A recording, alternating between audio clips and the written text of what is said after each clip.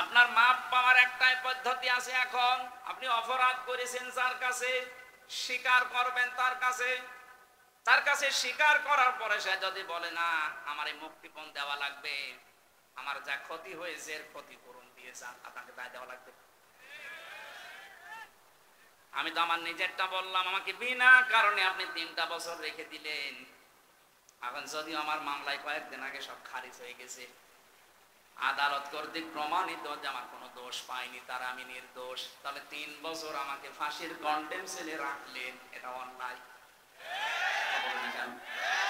যদি দোষ পেতেন তাহলে কিছু বলতাম না। আদালত কর্তৃক প্রমাণ হয়েছে আমার কোনো দোষ নেই, আমি নির্দোষ। যে মামলা আমারে দিয়েছে ও বিষয়ে আমি কিছু জানি না। এরপরও 32 লাখের উপরে টাকা আমার বাবার খরচ করালেন আপনি। এই মামলাটা সিএমএম কোর্ট, জজ কোর্ট, হাইকোর্টে কমপক্ষে 30 বার উঠেছিল। এটা বিশাল ক্ষতি আমার জীবনে করলেন। শুধু আমার একা না, আমার স্ত্রীর, আমার 2টা মেয়ের, আমার মা বাবার। কথা বলছেন না? আর আপনি আন্দাজে কাবার গিলাফ ধরে এখন সে পড়বেন আস্তাগফিরুল্লাহ, আর আল্লাহ আপনাকে মাফ করে দেবে, আমি খেলা করছি। আপনি আগে আমার কাছে বলবেন। আমি যদি বলি আমার ক্ষতিপূরণ দেওয়া লাগবে, আমি তো বলে দিয়েছি আমার মামলার আয়ু সহ যারা একেবারে উপর পর্যন্ত তারা জড়িত, প্রত্যেকের মাপ চাইতে হলে আমার ক্ষতিপূরণ দেওয়া লাগবে। তো মাপ নেই, কিসের মাপ? আর আমি যদি মাফ না করি, কিয়ামতে এটা আল্লাহ ডবল করে বিচার করবে। ওই মহিলা ভালোভাবে বুঝেছিল যে এটা আস্তাগফিরুল্লাহ পড়ার কাজ না। দুনিয়ায় আগে শাস্তি যদি আমি নিয়ে যেতে পারি, তাহলে কঠিন ময়দানে এই বিষয় আল্লাহর জিজ্ঞাসা করবে না। আমরা এখন এই ধান্দায় অনেকে আছি, অনেকে কিছু জানে না, যে যা কসে করুক, আস্তাগফিরুল্লাহ পড়ে নেব না, হবে না। আপনি যা করেছেন আপনার জীবনে, যার কাছে যেটা করলেন আপনি তার কাছে যেটা স্বীকার করবেন আগে। আমি আশা করি আমার এই হাদিসের ব্যাখ্যা আপনি বুঝেছেন। কি কথা বলেন না কেন? এরপরে যদি না বোঝার ভান করে থাকেন, আমার মনে হয় আপনি বুঝবেন না। আপনার কোরআন শরীফ, বুখারী শরীফ হবে না, বাকারি শরীফ লাগবে। আমি আবার রিপিট করছি, অপরাধ যার কাছে স্বীকার করবেন তার কাছে। বলেন বলেন। এটা যদি বাংলাদেশে আমরা চালু করতে পারি, আল্লাহর কসম দেশে কেউ অপরাধ করার সাহস পাবে না। অপরাধ করে করবো কি, স্বীকার করা লাগবে আজ নাই কাল। এমনকি এ দুনিয়ায় শেষ না, এরপরে আর একটা জগৎ আছে, ওখানে স্বীকার করা লাগবে। আর ওইটা তো আরো কঠিন।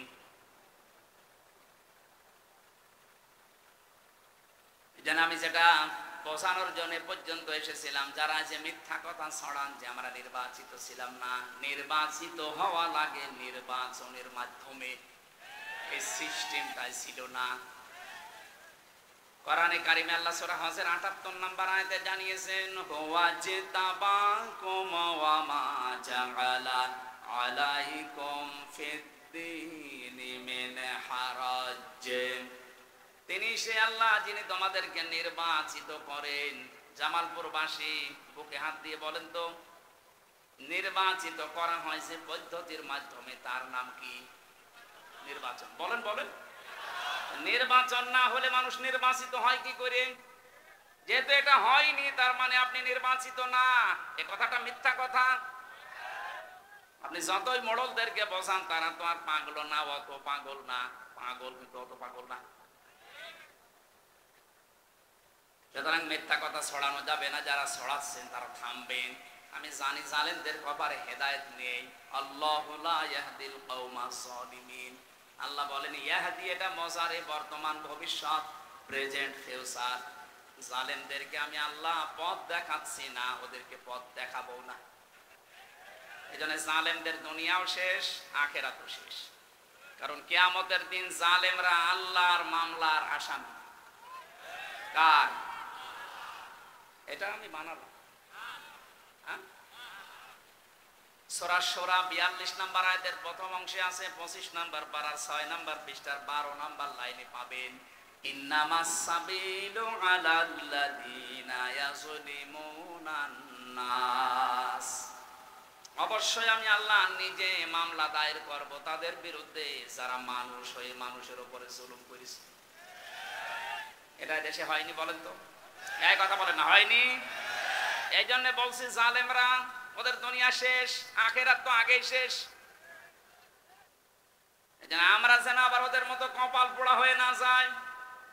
আমি এই জন্য বারবার সতর্ক করছি, আমাদের সামনের জীবন বিবেক দিয়ে চালানো লাগবে। আজকের তেলাওয়াত কি আয়াতে আল্লাহ ওই কথাগুলো আমাদেরকে শোনাচ্ছেন, যাদের 3টি ইন্দ্রিয় শক্তি দিয়েছি কিন্তু তারা কাজে লাগাচ্ছে না। আমি আল্লাহর ঘোষণা, এরা জাহান্নামী।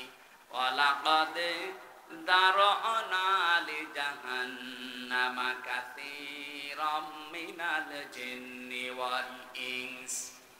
সূরা আরাফের 179 নম্বর আয়াতের প্রথম অংশে আল্লাহ জানিয়েছেন অবশ্যই। এখানে আল্লাহ ওয়া দিয়ে আরম্ভ করে 2টা তাকিদ দিয়েছেন, লাম একটা, কদ একটা। কথা বলার আগে আল্লাহ গ্যারান্টি দিচ্ছেন, তার মানে এটা গুরুত্বপূর্ণ বিষয়। অবশ্যই অবশ্যই দারআনা লি জাহান্নামা, জাহান্নামের জন্য আমি আল্লাহ বানিয়েছি, তৈরি করেছি কাসীরাম মিনাল জিন্নি ওয়াল ইনস, অধিকাংশ মানুষ আর জিন জাহান্নামে যাবে, এই জন্যই তারা তৈরি হয়েছে। আল্লাহ এখানে কালিল না দিয়ে কাসির দিয়েছেন।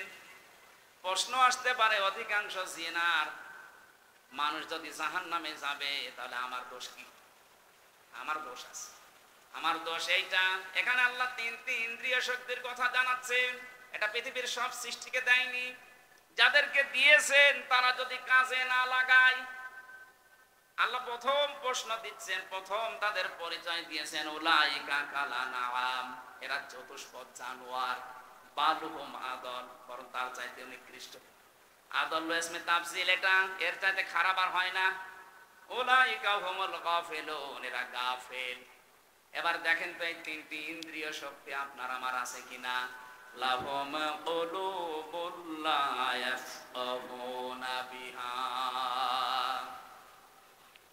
আল্লাহ পাক বলেন 1 নম্বরে তাদের ইন্দ্রিয় শক্তি দিয়েছি কলব, হৃদয়। এটা কমন সেন্স, বিবেক, এটা যাদেরকে দিয়েছি, এটা থাকার পরে যারা কাজে লাগায় না, ওইগুলো আমি আল্লাহর কাছে মানুষ হিসাবে বিবেচিত না, ওরা জানোয়ার। এটা সারা বিশ্বের ভেতরে বাংলাদেশে এই প্রকার মানুষ আপনি বেশি পাবেন। বিবেক কাজে লাগায় না, এই কথা বলছেন না কেন? আপনি দেখেন তো, বিবেক কাজে লাগায় না এরকম মানুষ দেশে নেই। আপনি একটু বারের জন্য বিবেককে একটু নাড়া দেয় না যে আমি কি ছিলাম আর কি হলাম। আল্লাহ ওই জায়গায় একটু আঘাত দিয়েছেন, হাল আতা আলাল ইনসানি হিনুম মিনাদ দাহরি লাম ইয়াকুন শাইআম মাযকুরা। সূরা দাহরের প্রথম নাম্বার আয়াতে আল্লাহ বলেন, মানুষকে একটু চিন্তা করে না যে কি থেকে আল্লাহ ওকে আমি কি বানিয়েছি, অত উল্লেখ করার মতো কিছু ছিল না।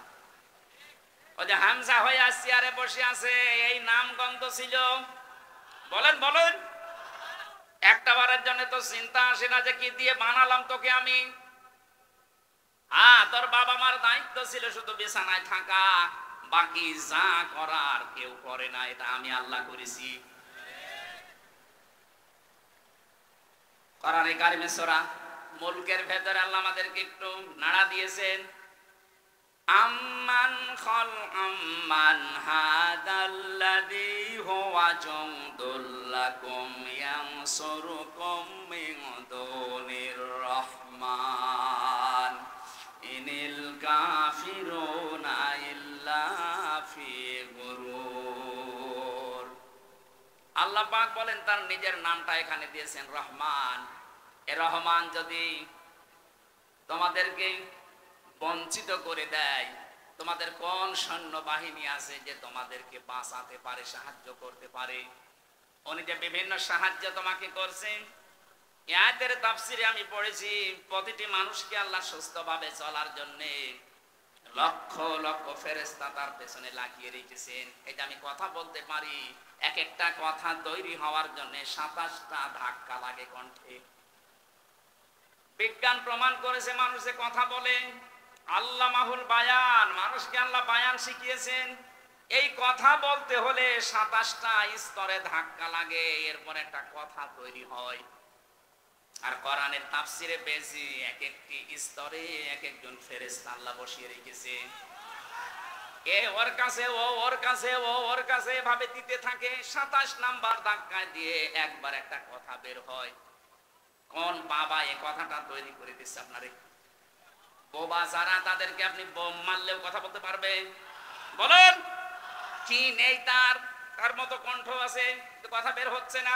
ফেরেশতারা ওই দায়িত্ব পালন করে না। আল্লাহ বলেন আমি ফেরেশতাদেরকে লাগিয়ে রেখেছি। এই যে কান কানে শোনো, এখানে প্রায় 24টা ধাক্কা লাগছে। 24টা ধাক্কা লাগার পরে পর্দায় কথাটা যে ধাক্কা লাগে, ওখানে একটা তরঙ্গ সৃষ্টি হয়। কম্পিউটার আপনি সেট করতেন, আমি আপনার মানব দেহ একটা একটা করে দেখাতে পারতাম, আপনি সেজদা দিতে বাধ্য হবেন। সূরা তারিকের ভেতরে আমি তাফসীর পড়তে গিয়ে পেয়েছি, ফালিয়ানজুরিল ইনসানু মিম্মা খুলিকা মিম্মা দাফিকি ইয়াখরুজু মিন বাইনিস সুলবি ওয়াত তারাইব। আল্লাহ পাক বলেন দুনিয়ার মানুষেরা মনে করেন হামজাকেই বলছে, ও হামজা একটু নজর করে দেখো না কি জিনিস দিয়ে তোমারে বানালাম। বাবার স্ফলিঙ্গ দিয়ে দ্রুত গতিতে বের হয়ে যাওয়া, না পাক পানিটা যখন মায়ের রেহেম পর্যন্ত যায়, আমি আল্লাহ 40 দিন 40 দিন 40 দিন এভাবে পাল্টাতে থাকি। 6 মাস পর্যন্ত পাল্টাতে পাল্টাতে একটা আলাদা রূপ আমি নিজে দান করি। এ রূপ দেওয়ার জন্য 13টা জিনিস লাগে। কয়টা? বলেন বলেন। 13টার ভেতরে মার বাবা 8টা। মায়ের কাছ থেকে চুল, রগ, হাড় আর পর্দা পায় সন্তান। বাবার ওই না পাক পানি দিয়ে রক্ত, গোশত, চর্বি আর চামড়া বানায়। 4 4 8টা হলে মানুষ তৈরি হবে না। আল্লাহ পাক বলেন আমি যে রব নাম নিয়েছি, এই কারণে আরো 5টা জিনিস দান করি। ওয়াজআলা লাকুমুস সামআ ওয়াল আবসারা ওয়াল আফইদা ইলা আখিরি আয়াত। সূরা নাহলের 78 নম্বর আয়াতের মাঝের অংশে আছে। 14 নম্বর পারার 14 নম্বর পৃষ্ঠা 14 নম্বর লাইনে আছে। আল্লাহ পাক বলেন শ্রবণ শক্তি, দর্শন শক্তি, বাক শক্তি, আঁখের শক্তি আর ঘ্রাণ শক্তি, এই 5টা আমি নিজে দান করি। একটাও যদি কম দিতাম, তুমি হামজা আসতে, যদি আমি দর্শন শক্তি না দিতাম তাহলে কানা হয়ে আসতে। এই কথা বলছে না? অনেক কানা দুনিয়ায় আসে না? আল্লাহ তারে 12টা দিয়েছে, ওই একটা দেয়নি। কোন মানুষকে যদি এই যে বাক শক্তি না দিতাম, মানুষ আসতো কিন্তু কথা বলতে পারতো না, বোবা। আমার তো মাঝে মাঝে এই সৃষ্টিগুলো নিয়ে চিন্তা হয়, আল্লাহ দয়া করে যদি আমাকে একটাও কম দিতে, পূর্ণাঙ্গ হামজা কেউ বলতো না, বলতো কানা হামজা, শুধু আমারে একা বলতো। এবার বলছেন এটা, আপনি এটা যদি না পেতেন আপনাকেও বলতো যে বোবা, এ কালা। আকল শক্তি আল্লাহ যদি না দিত, আপনি পাগল হয়ে আসতেন। এই জন্য আকলটা যারা ব্যবহার, পাগলের বিচার নেই, কারণে পাগলের উপরে শরীয়তের বিধান কার্যকর হয় না, এই কারণে তাদের আকল নেই। আল্লাহ পাক বলেন ইন্না শাররাদ দাওয়াবি ইনদাল্লাহিস সাম্মুল বুকুমুল্লাযীনা লা ইয়াকিলুন। সূরা আনফাল 22 নম্বর আয়াতে আল্লাহ জানিয়েছেন, পৃথিবীতে যত সৃষ্টি বানিয়েছি আমি আল্লাহর কাছে সবচাইতে নিকৃষ্ট ওইটা যার বিবেক কাজে লাগে না। কি হয়েছে বলেন তো আপনার বিবেকের? কেন বিবেকটা কাজে লাগান না? কোরআনে কারিমে আমি দ্বিতীয়বার পেয়েছি, যারা জাহান্নামের দরজার কাছে যাবে, ধাক্কা দিতে দিতে যখন জাহান্নামের দরজার কাছে নিয়ে যাবে মানুষদেরকে, ওখানে যিনি দাঁড়িয়ে আছেন মালিক, দারওয়ান ফেরেশতা, ফেরেশতা বলবে হাত্তা ইযা জাউহা ফুতিহাত আবওয়াবুহা ওয়া ক্বালা লাহুম খাযানাতুহা আলাম ইয়াতিকুম রুসুলুম মিনকুম ইয়াতলুনা আলাইকুম আয়াতি রাব্বিকুম ওয়া ইউযিরুনাকুম লিকা ইয়াউমিকুম হাদা। সূরা জুমারের 70 71 নম্বর আয়াতের মাঝের অংশে আছে, আল্লাহ পাক বলেন জাহান্নামে যাওয়ার সঙ্গে সঙ্গে জাহান্নামের দরজাগুলো খোলা হবে। এখান থেকে একটা শিক্ষা পাওয়া যায়। আমি জেলখানার সাথে আয়াতটা মিলিয়েছিলাম। পৃথিবীতে যত কারাগার আছে সব কারাগারকে আল্লাহ জাহান্নামের সাথে তুলনা দিয়েছেন। আর দুনিয়া সিজনুল মুমিনি ওয়া জান্নাতুল কাফির। দুনিয়ার ময়দানটা হচ্ছে মুমিনদের জন্য জেলখানা। কে বলছে? কারাগার জেলখানা, এটা নবীজি জানিয়েছেন। আমি এই শব্দ মিলালাম এইভাবে যে কারাগারের দরজা সব সময় 24 ঘন্টা বন্ধ থাকে। যেই দিন এটা ওপেন করা হয়েছে ওই দিন থেকে যতদিনে কারাগার স্থায়িত্ব যতদিন থাকবে, কোনোদিন কারাগারের মেন ফটক খোলা থাকবে না। 24 ঘন্টা বন্ধ থাকে। কেউ গেলে খুলে দেয়, তাড়াতাড়ি ঢুকে আবার তালা মেরে দেয়। আল্লাহ বলেন জাহান্নামে যাদেরকে নিয়ে আসা হবে, এদেরকে জাহান্নামের গেটে আসার সঙ্গে সঙ্গে গেট খুলে ভেতরে ঢোকাতে দেরি, তালা দিতে দেরি হবে না। ভেতরে ঢোকানোর পরে জাহান্নামের মানুষেরা যখন হাওমাও করবে, চিৎকার করবে, কান্নাকাটি করবে, তখন ফেরেশতা বলবে আলাম ইয়াতিকুম রুসুলুম মিনকুম, তোমাদের কাছে কি কোনো রাসূল যায়নি, বার্তা বাহক যায়নি? তারা যদি বলে হ্যাঁ আমাদের কাছে মুহাম্মদুর রাসূলুল্লাহ আসেনি, ফেরেশতারা সঙ্গে সঙ্গে বলবে মুহাম্মদুর রাসূলুল্লাহ যায়নি, কিন্তু তার ওয়ারিসরা যায়নি। এই যে আলেম এখন যাদের দেখতে পান এরা নবীর ওয়ারিস। এক কথা বলে না কেন? আল উলামা ওয়ারাসাতুল আম্বিয়া, নবীরা ঘোষণা দিয়েছেন, বিশ্ব নবী বলেন আলেম যারা এরা নবীদের উত্তরাধিকারী ওয়ারিস। তারা টাকা পয়সা রেখে যায়নি, কিন্তু তারা এলেম রেখে গিয়েছে। যারা এলেম পাবে এবং এলেম অনুযায়ী আমল করবে, কাজ করবে, এই মানুষগুলো নবীর উত্তরাধিকারী ওয়ারিস, নাইবে রাসূল।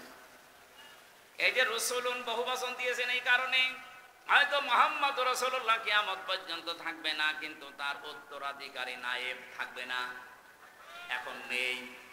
আরো জোরে বলে। তাহলে আয়াতটা মনে করেন আমির হামজা সুলাইমান এদের জন্য। ফেরেশতা বলবে কি তোমাদের কাছে হামজা সুলাইমান যায়নি? ওরা স্বীকার করবে হ্যাঁ গিয়েছিল। তারা কি আল্লাহর এই আয়াতগুলো সম্পর্কে তোমাদের সতর্ক করেনি যে এরকম জাহান্নাম আছে, এরকম শাস্তির একটা জায়গা আছে, এখানে আসলে এরকম ভাবে শাস্তি দেওয়া হয়? যতগুলো জাহান্নামের শাস্তির ধরন আমি পড়েছি, সবচাইতে আশ্চর্যজনক এবং কঠিন আমার কাছে মনে হয় লাজাটা।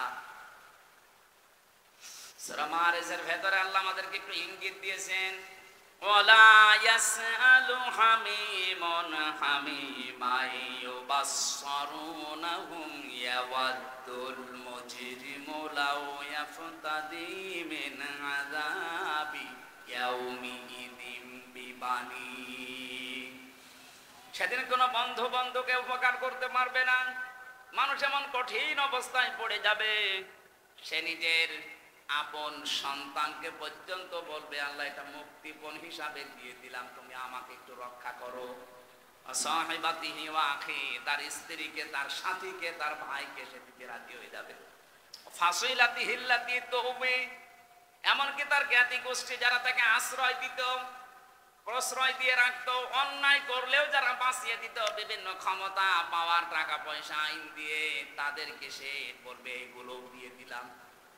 আল্লাহ বলবেন না, অমাং ফিল আরদি জামিআ, শেষে বলবে আল্লাহ দুনিয়ায় যত সম্পদের মালিক ছিলাম স্থায়ী অস্থায়ী সব দিয়ে দিলাম। মাইনজি, এরপরও আমাকে আযাব দাও।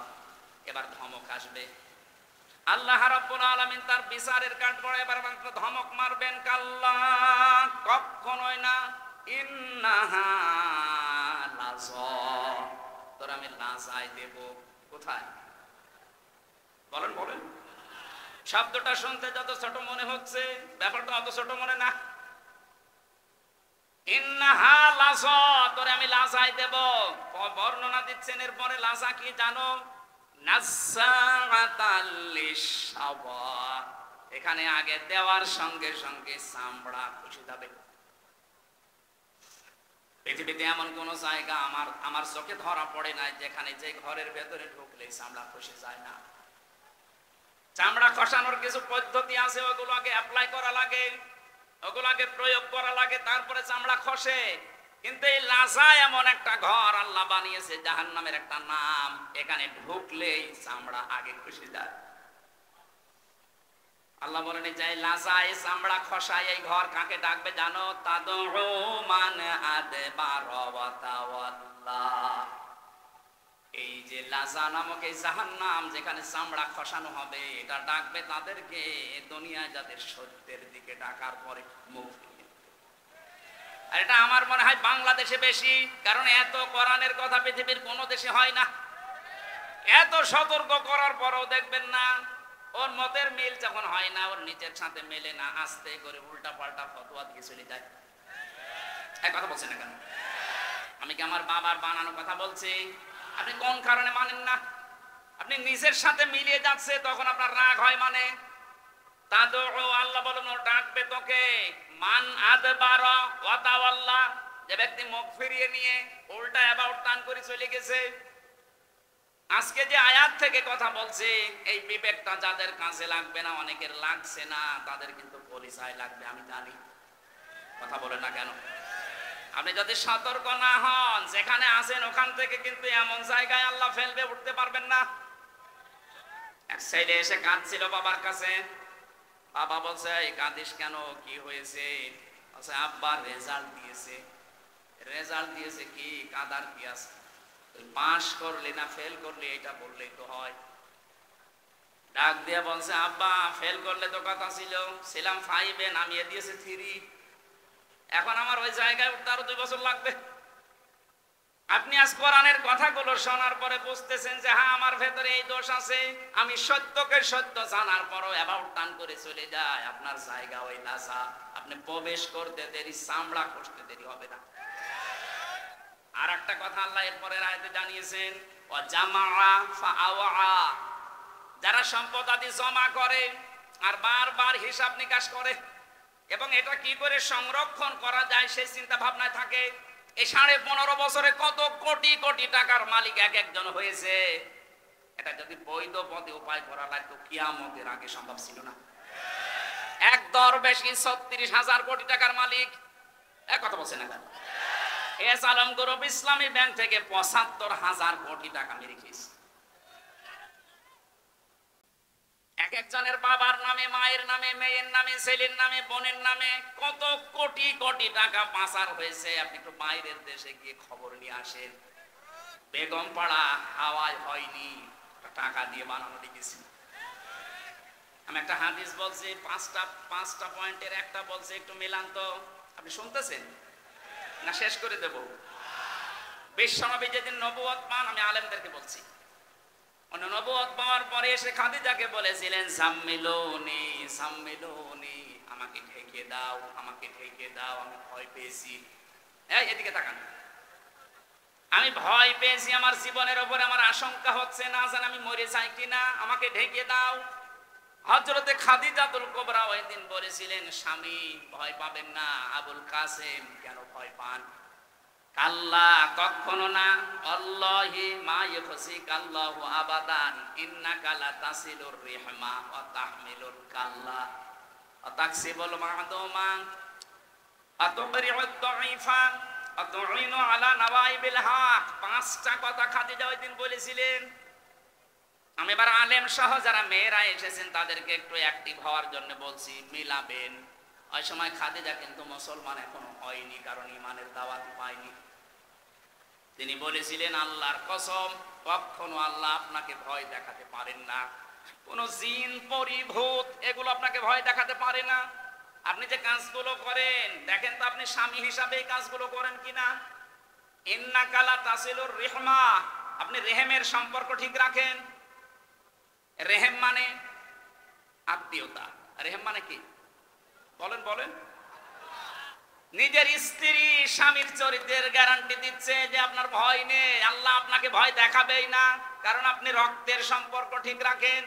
এখানে আমি সহ বহু স্বামী বসে আছি, দেখতে মনে হয় বুজুর্গ, অথচ নিজের আপন বোনের সাথে সম্পর্ক নেই।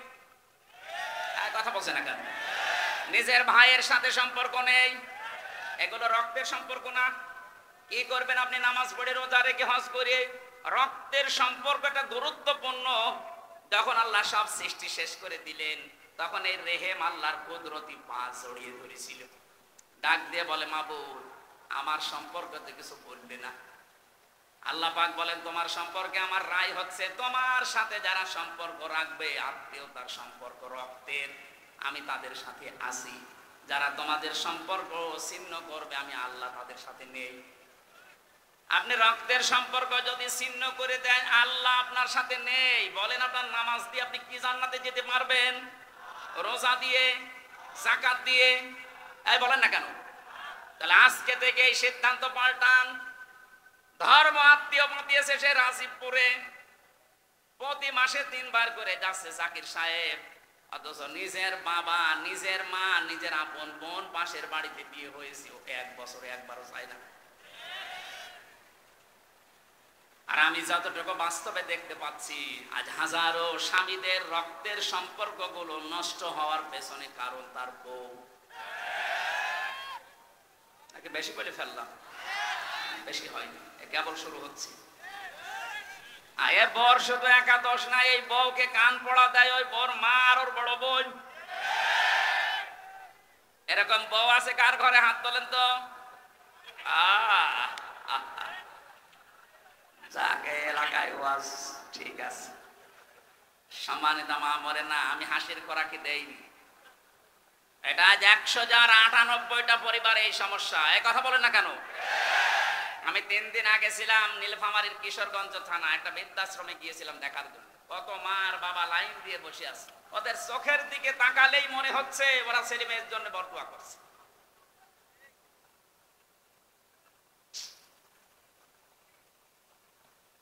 এই ছেলেটার জন্য 25 থেকে 30 বছরের মা বাবা শ্রম দিল, আর বিয়ে করার পরে বউটা এমন 2 দিন পরে পরে বলে আলাদা হয়ে যাও, এই বুড়ি বুড়ার সাথে আমি আর থাকবো না। এই কথাটা শুধু ওই মেয়ের কথা না, ওই মেয়েকে দিয়ে বলাতে বাধ্য করে ওই মেয়ের মা আর ওই বাড়ি থেকে ওর বড় বোনটা। যাদের বড় বোন আছে ওদের বিয়ে করবেন না, তাকে বলে সমস্যা হইল। সম্মানিত মা বোনেরা, মনটা উদার করেন। এত ছোট মন কেন আপনার? আপনি কি কিয়ামত পর্যন্ত হায়াত নিয়ে এসেছেন? খুব বেশি হলো না 60-70 বছর আপনি পরে পড়ত করবেন। এই জায়গাটা তখন আপনার বেটার বউ, আপনার ছেলে, এর আপনার নাতিপুতি, তারা এসে চাষ করবে, আপনি কবরে আগুন পাবেন। কারণ পারিবারিক জীবনে রক্তের এই সম্পর্ক একটা অটুট, একটা কঠিন বিষয়। আল্লাহ বলেন, যারা সম্পর্ক রাখে না আমি তাদের সাথে কাট করে দিই, যারা সম্পর্ক রাখে আমি তাদের সাথে সম্পর্ক রাখি। এই জন্য যারা আত্মীয়তার সম্পর্ক ঠিক রাখে তাদের আল্লাহ ভয় দূর করে দেয়। যারা ঠিক রাখে নাই তাদের ভেতরে এখন যত রকমের ভয়। এই কথা বলো না কেন? কত আত্মীয় স্বজনের আপনি হক মেরে দিয়েছেন, ভয় পাবেন না কি পাবেন? আমি হাদিসটা বলার পেছনে 2 নাম্বার যে পয়েন্ট, এইটা বলার জন্য আনছিলাম। তাকসিবুল কাল্লা না তাহমিলুল কাল্লা। স্ত্রী বলছে, হে স্বামী, আপনি ভয় পাবেন না, আল্লাহ আপনাকে কখনোই ভয় দেখাতে পারেন না। জিন, ভূত, পরী, পেতনি যাই বলেন, এগুলো আপনাকে ভয় দেখাতে পারে না, কারণ আপনি মানুষের বোঝা বহন করেন। কি বহন করেন? আরো জোরে বলেন, বলেন। আপনি ঋণের বোঝা বহন করেন, দুঃখের বোঝা বহন করেন, কষ্টের বোঝা বহন করেন, কত রকমের বোঝা আপনি দুনিয়ায় মানুষের বহন করেন, হালকা করে দেন। আপনি ভয় পান কোন কারণে? অথচ যিনি পালিয়ে গেছেন, আমি নাম ধরেই বলছি, কত রকমের বোঝা এই দেশের ওপর উনি চাপিয়ে দিল। বলেন আপনি, এই যে 2780 জন মানুষ এখন হাসপাতালে কাতরাচ্ছে, এগুলো সব তার পরিবারের জন্য, দেশের জন্য বোঝা। কারণ কারো হাত নেই, পা নেই, চোখ নেই, অন্ডকোষ নেই। এই কথা বলছে না কেন? এই ছেলেটা, এই মেয়েটা যারা অসুস্থ হয়ে এখন হাসপাতালে পড়ে আছে, এগুলো তার পরিবারের জন্য বোঝা না, এই সমাজের জন্য বোঝা না, দেশের জন্য বোঝা না। এগুলো দিয়ে গেল যিনি, উনি যদি আগে থেকে এইভাবে পালিয়ে চলে যেত তাহলে এগুলো হাসপাতালে যেত না। নবীজি বোঝা হালকা করেন আর এরা বোঝা দিয়ে যায়। অর্থনীতিকে এমন জায়গায় নিয়ে তলানিতে ঠেকিয়েছে, দেশে এখন এত ঋণ, কেউ যদি জন্ম নেয় এখন সে 1 লাখ টাকা তার মাথার উপরে দিন। ঋণের বোঝা আপনি দিয়ে চলে গেলেন, আপনি তো আরামে আছেন, কিন্তু আমরা এখন বাঁচবো কি করে? নবীজি বলেন আমার উম্মত যারা তারা বোঝা আরো বহন করবে, মানুষের বোঝা দূর করে দেবে, হালকা করবে। আর এমন উম্মত আমরা পেয়েছি আরো বোঝা দিয়ে যায়। সুতরাং যারা মানুষকে বোঝা দিয়ে যায় তাদের অন্তরের ভেতরে ভয় তৈরি করে দেয় কে? এই জন্যই তো ভয় পালিয়েছে। হ্যাঁ, নয়তো পালালেন কেন? এই 15.5 বছরে আপনার চাইতে মুসলমানেরা অত্যাচারের শিকার কম হয়েছে, একটাও তো পালিয়ে গেল না। জেল, জরিমানা, এমনকি আয়না ঘরে কেউ 8 বছর 10 বছর পর্যন্ত থাকছে, তারপরও পালায়নি। এই কথা বলে না কেন? আর আপনি কি হয়ে গেল যে পালিয়ে চলে গেলেন? তার মানে আপনার অন্তরের ভেতরে ভয় আমার আল্লাহ তৈরি করে দিয়েছে। যারা মানুষের বোঝা বাড়িয়ে দেয়, বোঝা বহন করে না, আরো চাপিয়ে দেয়, তাদের অন্তরে ভারী ভয়। ভয় কে দেয়? আমরা যারা এগুলো না চাপাই, আমরা হালকা করার চেষ্টা করি। একটা কর্মসংস্থান তৈরি করে 5টা মানুষকে কর্মের সন্ধান করে দেয়, ওর পর পরিবারের বোঝাটা হালকা হবে। আমি যে কথাটা তুলেছিলাম রসুলুন শব্দ দিয়ে, ফেরেশতারা ডাক দিয়ে বলবে কত মানুষ গিয়েছিল তোমাদের কাছে, নবী রাসূলদের উত্তরাধিকারী, এই কথাগুলো বলে নাই। জাহান্নামের এই যে সম্পদ যারা জমা করে আর স্থায়ী করা যায় কি করে, সেই চিন্তা ভাবনা নিয়ে চলে। কি করবেন আপনি? আপনি যদি এখনই মারা যান, আপনি যে সম্পদ রেখে গেলেন, আল্লাহর কসম এইগুলোই আপনাকে কবরে শাস্তি দেওয়ার জন্য যথেষ্ট। কোরআনে কারিমে বারবার আল্লাহ আমাদেরকে আমাদের বিবেকের কাছে নাড়া দিচ্ছেন, আমাল হায়াতুদ দুনিয়া ইল্লা মাতাউল গুরুর। পৃথিবীর মানুষ খুব ভালো করে কান খাড়া করো, দুনিয়ার জীবন কিন্তু ধোঁকা। কে বলছেন? এটা সিন্ডিকেট করে যারা মালের দাম বাড়িয়ে দিচ্ছেন, মানুষের কষ্টের কারণ হয়ে দাঁড়াচ্ছেন। সিন্ডিকেট করার মাধ্যমে যত সম্পদ আপনি উপার্জন করছেন, টাকা পয়সার মালিক হচ্ছেন, আপনার এই অবৈধ টাকা ভোগ করার জন্য আপনার মেয়ে, আপনার ছেলে, আপনার স্ত্রী 2 পায়ে খাড়া। কিন্তু এর দ্বারা যে গোনা হবে, যে পাপ হবে, একটা গোনা আপনার বউ বহন করবে? জিজ্ঞাসা করেন তো। না, জীব বড় করবে। এই জন্য আমরা এখনই সতর্ক হয়ে যাই। যার জন্য যা করে যাচ্ছি, আল্লাহর কসম এখানে আমরা যত মানুষই আছি না কেন, আমার মনে হয় খুব বেশি হলেও 70, 80, 100 বছর এরপরে এখানে কেউ থাকবেন না, সব নতুন মানুষ এখানে আসবে। আর এখানে যত মানুষ আমরা আছি সবাই মাটির নিচে থাকবো। কি করে যাচ্ছি? একটা বিশাল জীবন পড়ে আছে, ওই জীবনটা নিয়ে বিবেকে একটু নাড়া দেয় না আপনার? ফেরেশতারা ওই কথাটা তখন স্মরণ করাবে এমন জায়গায় যে শুধরাবেন সে সময় পাবেন না। তখন একবারে বলা লাগবে কলু বালা। আমাদের কাছে আমির হামজা এসেছিল, সুলাইমান এসেছিল, হোসাইন এসেছিল, সতর্ক বাণী উচ্চারণ করেছে, এই কথাগুলো আমাদেরকে জানিয়েছিল। আল্লাহর সাথে সাক্ষাৎ হবে। কলু বালা কদ জানা নাযীর ফাকাযযাবনা ওয়া কুলনা মা নাযালাল্লাহু মিন শাই ইলা আখিরি আয়াত। তারা যখন কথা বলতো কোরআনে কারিমের আয়াত দিয়ে, আমরা সামনে পেছনে বসে বসে মনে করতাম না এ বেটা মিথ্যা কথা বলে, এইরকম কথা আল্লাহ দেয়নি। এরকম ধারণা অনেকের মনে আসে না? এই কথা বলছে না কেন? আমার তো মনে হচ্ছে আল্লাহ মানুষের মনের কথাগুলো তিনি যেহেতু আগে জানেন, আগে জানিয়ে দিয়েছেন যে এরকম কিছু মানুষ বসে থাকবে, ওরা মনে মনে ভাববে না এইরকম কথা মনে হয় আল্লাহ নাযিল করেনি। শাস্তি যখন আরম্ভ হয়ে যাবে, তখন এবার বলবে অকালু লাউ কুন্না নাসমাউ আও নাকিলু মা কুন্না ফি আসহাবিস সাঈর। ওই সময় যদি আমরা কথাগুলো শুনতাম, মনের কান দিয়ে, দিলের কান দিয়ে যদি ভালোভাবে শুনতাম, আর যদি মেনে নিতে পারতাম, আমাদের আকলকে কাজে লাগিয়ে, বিবেকটাকে যদি আমরা কাজে লাগাতাম, মা কুন্না ফি আসহাবিস সাঈর, এই জাহান্নামের সাইরে আজকে আমাদের আশা লাগতো না। ফাতারাফু বিযামবিহিম ফাসহাকাল লিআসহাবিস সাঈর, নিজের অপরাধ যখন স্বীকার করবে, এমন জায়গায় দাঁড়িয়ে স্বীকার করছে যে শুধরাবে সে জায়গা আর পাবে না। প্রশ্ন আমরা যারা পরীক্ষা দেয় দুনিয়ায়, যখন ঘন্টা দেবে তখন প্রশ্নপত্র দেবে, তার 2 মিনিট আগে দেয়। বলেন বলেন। অথচ কি দয়া আল্লাহ আমাদেরকে দেখালেন, কতদিন পরে পরীক্ষা শুরু হবে আগে প্রশ্নপত্র দিয়ে দিয়েছেন। প্রশ্নপত্র হাতে পাওয়ার পরেও যদি কেউ ফেল করে, ওরে আমার মনে হয় 5 থেকে 3 নামিয়ে দেওয়া দরকার।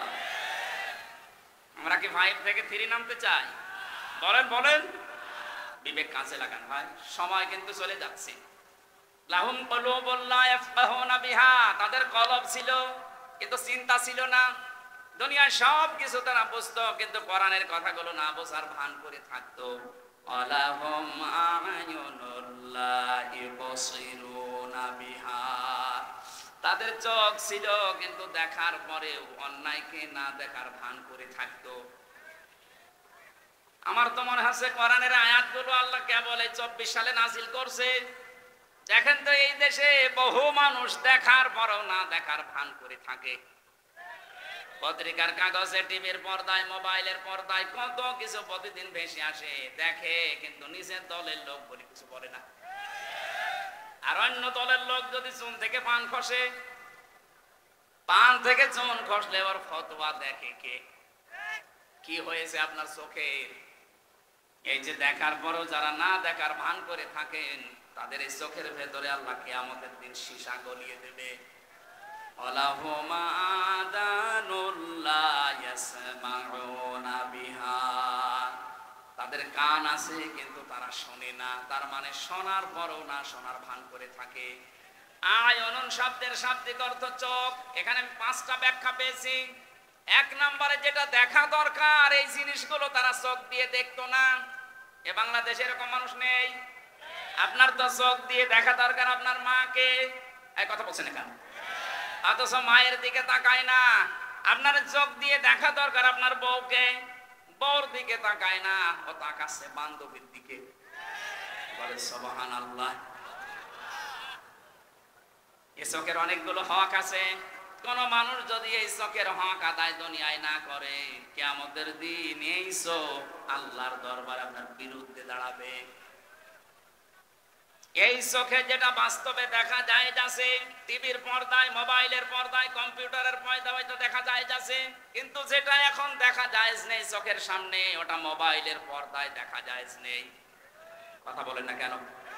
এই জন্য যারা মোবাইলে এমন এমন জিনিস রেখেছেন যেটা নিজে দেখলে আনন্দ পায় কিন্তু অন্য কেউ দেখলে লজ্জা পান, এই মুহূর্তে এটা ডিলিট করা লাগবে। কাদের মোবাইলে এরকম কিছু আছে দেখি ডিলিট করেন, তাড়াতাড়ি করেন, করেন করেন। আমার এই মোবাইলে আন্তর্জাতিক বিশ্বে যারা আন্তর্জাতিক স্কলার, যারা গবেষক, যারা তাদের লেকচার আছে, প্রায় 250-এর উপর আমি লেকচার সেট করেছি আমার বিশ্ববিদ্যালয় স্যার সহ বিশ্বের বড় বড় ডক্টর যারা। আর এমন মোবাইল আছে মুরব্বী মানুষ শরীর চলে না, পরিমনির নাচ নিয়ে করতেছে। এরকম মানুষ দেশে নেই। ওটা ডিলিট করেন, আগে করেন, ডিলিট করেন, ডিলিট করে বাড়ি যাবেন। যেটা নিজে দেখলে আনন্দ পান, অন্য কেউ দেখলে আপনার কষ্ট হয়, আপনার লজ্জা লাগে, এটাই হারাম। কথা বলে না কেন? এই যে চোখের খেয়ানত হয়ে যাচ্ছে। আলাহুম আযানুল লা ইয়াসমাউনা বিহা, তাদের কান ছিল কিন্তু যেটা শোনার দরকার ওটা শুনতো না। এমন এমন জিনিস শুনেছে যেটা শোনা তার এই কানের জন্য জায়েজ ছিল না। আমরা আশা করছি আপনি কান দিয়ে এমন কিছু শুনবেন যেটা শুনলে কিয়ামতে আপনার পুঁজি তৈরি হবে। ইয়া আইয়ুহাল্লাযীনা আমানু তাকুল্লাহা ওয়াল তানজুর নাফসুম মা কদ্দামাত লিগাদ ওয়াত্তাকুল্লাহা ইন্নাল্লাহা খাবীরুম বিমা তা'মালুন। বলেন আল্লাহু আকবার। ওহে যারা ঈমানের দাবি করো, আমাকে ভয় করো। প্রতিটি ঈমানদারের উচিত, প্রতিটি নফসের মানুষের উচিত এই যে আগামী দিনের জন্য তার প্রস্তুতি কেমন আছে এটা যেন সে নজর করে দেখে। আল্লাহ কিন্তু এখানে নাজারা দিয়েছেন, রোয়া দেননি। রোয়া মানেও দেখা, কিন্তু রোয়া মানে চোখ দিয়ে দেখা, আর নাজারা মানে গবেষণা করে দেখা। প্রতিটি মানুষের উচিত হবে চিন্তা ভাবনা করে গবেষণা করে দেখা যে আগামী দিন যে সময় আমার সামনে আসছে ওই দিন তো আমার সামনে আমার স্ত্রী, ছেলে মেয়ে, আমার বন্ধু বান্ধবী কেউ থাকবে না। সুতরাং ওই জায়গায় আমার চলার মতো কেমন পুঁজি তৈরি হয়েছে একটু দেখি। এই চিন্তা যতদিন আপনার মনের ভেতরে বদ্ধমূল ভাবে না বসবে, আপনার জীবন ততদিন আপনি পরিচ্ছন্ন করতে পারবেন না। তাফসীরে তাবারীর ভেতরে একটা ছোট্ট ঘটনা পড়েছিলাম এই আয়াতের। আল্লাহর এক বুজুর্গ বান্দা গেছে বাজারে, সাদাই করার পরে দোকানদারকে টাকা দিয়েছে। দোকানদার টাকাটা উলট পালট করে বলছে, হুজুর এটা চলে না, অচল, নিয়ে যান, অন্যদিন দিয়ে যাবেন। যেই বলেছে অচল, উনি স্টপ করে পড়ে গেছে। জ্ঞান ফেরার পরে মানুষ জিজ্ঞাসা করছে, কি সমস্যা কি? এ দোকানদার আপনাকে মেরেছে, ভয় দেখিয়েছে? বলছে না। আপনি অজ্ঞান হয়ে গেলেন কেন?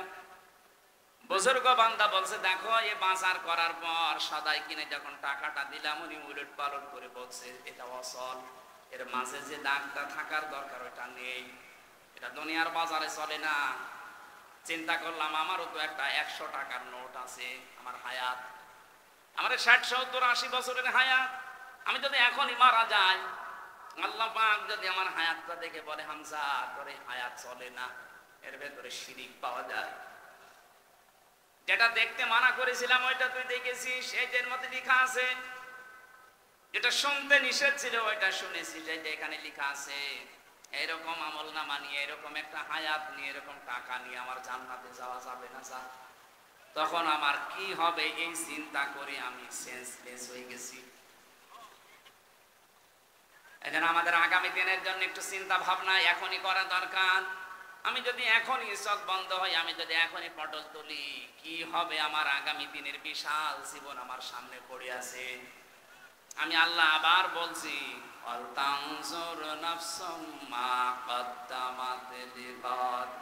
প্রতিটি মানুষের এটা কিন্তু উচিত যে আগামী দিনের জন্য তার প্রস্তুতি কতটুকু। আত্তাকুল্লাহ, আমি আবার স্মরণ করাচ্ছি, বান্দারা সতর্ক হও, সতর্ক হও, বিবেকটা কাজে লাগাও। ইন্নাল্লাহা খাবীরুম বিমা তা'মালুন, অবশ্যই আমি আল্লাহ সব খবর কিন্তু রাখি যে তোমার কি কাজ কারবার চলছে।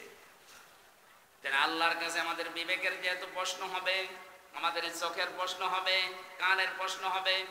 এই 3টি ইন্দ্রিয় শক্তি যাদেরই আল্লাহ দিয়েছেন, তাদেরই আল্লাহ ব্যবহার সঠিক না করলে জাহান্নামে দেবেন। আল্লাহ পাক আমাকে সহ যারা এসেছি আমাদেরকে যেন বাঁচিয়ে দেন, বলেন আমিন। আল্লাহ যদি কিয়ামতে কাউকে বাঁচাতে চান, এই 3টা অপরাধের সাথে যারা জড়িত আমরা নিয়ে, এগুলোর ব্যবহার যাদের সঠিক আছে, তাদেরকে যখন বিচারের কাঠগড়ায় দাঁড় করাবেন, ন্যায় বিচার করলে আমরা বাঁচবো না। ন্যায় বিচার করলে বাঁচবো? বলেন বলেন না, আপনি কি বিশ্বাস হচ্ছে না? আল্লাহ যদি কারো উপরে ন্যায় বিচার করে, কেউ জান্নাত পাবে না। অবিচার তো আল্লাহ করবেনই না, ন্যায় বিচার করলেও বাঁচবেন না। একটা পদ্ধতি শুধু খোলা থাকবে, আল্লাহ যদি কাউকে মাফ করতে চায়, তাকে ওই দেওয়ালের ভেতরে একটা পর্দা দিয়ে দেবেন। বিশাল ময়দানে কোটি কোটি মানুষ দাঁড়িয়ে আছে, এর ভেতরে শুধু একটা পর্দা দিয়ে আপনাকে আলাদা ঢেকে নেবেন। নিজে আল্লাহ সামনে দাঁড়াবেন, ডাক দিয়ে বলবে, বান্দা এই এই কাজগুলো করেছিলি। যেহেতু আপনার হাত সাক্ষী দিয়ে দিয়ে, আপনার চোখ সাক্ষী দিচ্ছে, পা সাক্ষী দিচ্ছে, আপনার অন্তরে যা আছে সব আল্লাহ জেনে ফেলেছে। বাধ্য হয়ে তখন কান্না জড়িত কণ্ঠে বলবে, রব্বুল আলামিন আমার ভুল হয়ে গেছে, দয়া করে আমারে মাফ করে দেন। আল্লাহ পাক বলেন, আমি এই কথাটা শোনার জন্য ছিলাম, যেহেতু অবিচার আমার এই আদালতে নেই, আমি ন্যায় বিচার করলে কেউ বাঁচবি না। ওই 3টি ইন্দ্রিয় শক্তি যাদের হালকা পাতলাও কাজে লেগেছে, যাদের কলবে, যাদের বিবেকে কাজ করেছে, যাদের কান ব্যবহার হয়েছে সঠিকভাবে, চেষ্টা চালিয়েছে, যাদের চোখ ব্যবহার করার জন্য তারা চেষ্টা চালিয়েছে, এই মানুষটাকে আল্লাহ মাফ করার একটা ফন্দি তৈরি করবেন। এটা সবার সামনে অপমান করবেন না, এদেরকে একটা পর্দা দিয়ে ঢেকে নিয়ে অপরাধগুলো স্বীকার করাবেন। আগে যখনই বলবে আল্লাহ আমার ভুল হয়ে গেছে, আল্লাহ বলবেন, যা আমি করে গোপনে মাফ করে দিলাম। আমরা এইটা চাচ্ছি। আমি সহ যারা এসেছি কিয়ামতে আল্লাহ জানি এইটা আমাদের উপরে জারি করে দেয়। গোপনে গোপনে তিনি আমাদের জিজ্ঞাসা করে গোপনে মাফ করে দেয়। এর জন্য এই 3টি ইন্দ্রিয় শক্তিকে আমাদের কাজে লাগানো লাগবে। কথা বলেন ঠিক কিনা? যদি আমরা এগুলো না করে দুনিয়া থেকে বিদায় নেই, আল্লাহ বলেন তুই আমার কাছে চতুষ্পদ জানোয়ারের চাইতেও নিকৃষ্ট জীব, বালহুম আদল, তার চাইতেও খারাপ। উলাইকা হুমুল গাফিলুন, বান্দা তোরা গাফেল। এই যে উলাইকা শব্দ ব্যবহার করা হয় ইসমে ইশারা দিয়ে, আল্লাহ যেন তার কুদরতি আঙ্গুল এইভাবে জামালপুরের দিকে দিয়েছে, এই দেওয়ানগঞ্জের কাঁঠার বিলের দিকে আল্লাহ দিয়ে বলছে যে এই মানুষগুলো এতক্ষণ যারা আমার এই আয়াতটা শোনা পরেও যারা বিবেক কাজে লাগাবে না, এই মানুষগুলো গাফেল। আর গাফেলদের জন্য আল্লাহ জান্নাত নেই। আল্লাহ আমাদেরকে সতর্ক হওয়ার তৌফিক দিন, বলেন আমিন। আল্লাহুম্মা আমিন। লা ইলাহা ইল্লা আনতা সুবহানাকা ইন্নী কুনতু মিনাজ জালিমিন। রাব্বানা যালামনা আনফুসানা ওয়া ইল্লাম তাগফির লানা ওয়া তারহামনা লানাকুনান্না মিনাল খাসিরিন। সারাটা জীবন অপরাধ করে জীবনটা নষ্ট করে ফেলেছি, হাত উঠায় কথা বলবো ভয় করে, লজ্জা করে। রব্বুল আলামিন, অপরাধের দিকে তাকিও না, তাহলে তোমার মাফ করতে ইচ্ছে করবে না। আল্লাহ তাআলা আমাদের গুনার দিকে, অপরাধের দিকে না তাকিয়ে তোমার রহমতের দিকে তাকাও। জিন্দেগীর গুনাহগুলো আজকের এই ময়দানে মাফ করে দাও। সওয়াবগুলো যদি কিছু দিয়ে থাকো আমাদের নবীজির রওজায় পৌঁছিয়ে দাও। যত মানুষ আমরা কোরআন শুনতে এসেছি, এই তিনটি ইন্দ্রিয় শক্তি যাদেরই আছে যথাযথ কাজে লাগানোর তৌফিক দাও। সম্মানিত মা বোনদেরকে তুমি খাদিজার মতো বানিয়ে দাও। আল্লাহ তাআলা কোরআনের মহব্বতে যে মানুষগুলো আমাকে দূর দূরান্ত থেকে জড়িয়ে ধরে, আমার সুলাইমান ভাই, ময়দুল ভাই, জাকির ভাই সহ যত মানুষ কোরআনের জন্য এগিয়ে আসে, তোমার রহমত তাদের দিকে এগিয়ে দাও। আজকের মাহফিলের সভাপতি দোয়া চেয়েছে অসুস্থ, আল্লাহ শেফায়ে কামিলা